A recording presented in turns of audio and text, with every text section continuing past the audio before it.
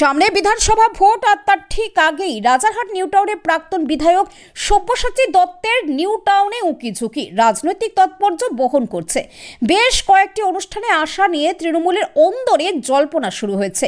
তাপস চ্যাটার্জি বিধায়ক হওয়ার পর থেকে তেমনভাবে দেখাই যায়নি রাজারহাটে সব্যসাচীকে, কিন্তু ইদানিং রাজারহাটে থাকতে শুরু করেছেন তিনি এবং কখনো কখনো খেলার মাঠে গিয়ে কান্নাকাটি, আবার কখনো পিকনিকে আসার পরিকল্পনা, সব মিলিয়ে রাজনৈতিক মহলে জল্পনা তৈরি হয়েছে।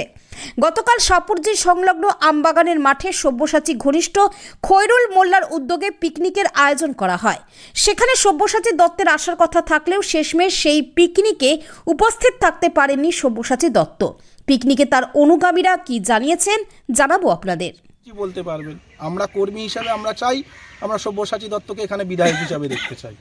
এতে বিন্দু মাত্র আমার কোনো দ্বিধাবোধ নেই মনের থেকে, যেটা বলবো কি বলবো না, বুক ফুলিয়ে বলছি সব্যসাচী দত্তকে আমি বিধায়ক হিসাবে দেখতে চাই।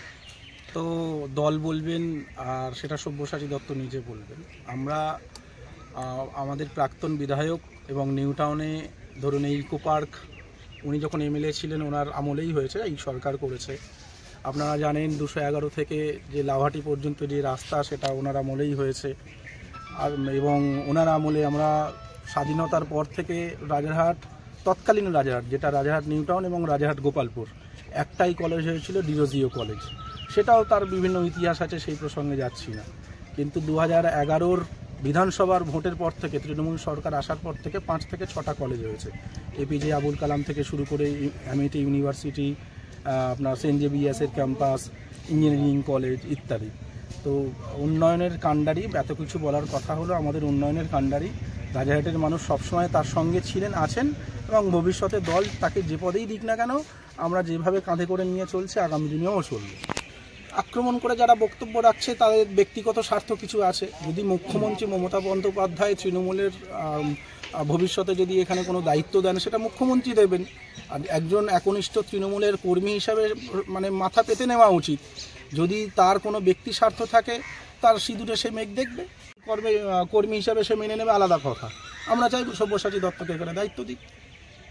আসতে পারলো না, উনি আসবেন, ওনার ডেট নিয়েই পিকনিকটা হয়েছিল। আমরা 8 তারিখের আগেই পিকনিকটা করতাম, কারণ ওনার প্রয়াগরাজে মহাকুম্ভ মেলাতে যাওয়ার ছিল বলে উনি বললেন যে 14 তারিখের পরেই করো। সেই হিসাবে আমরা করেছি।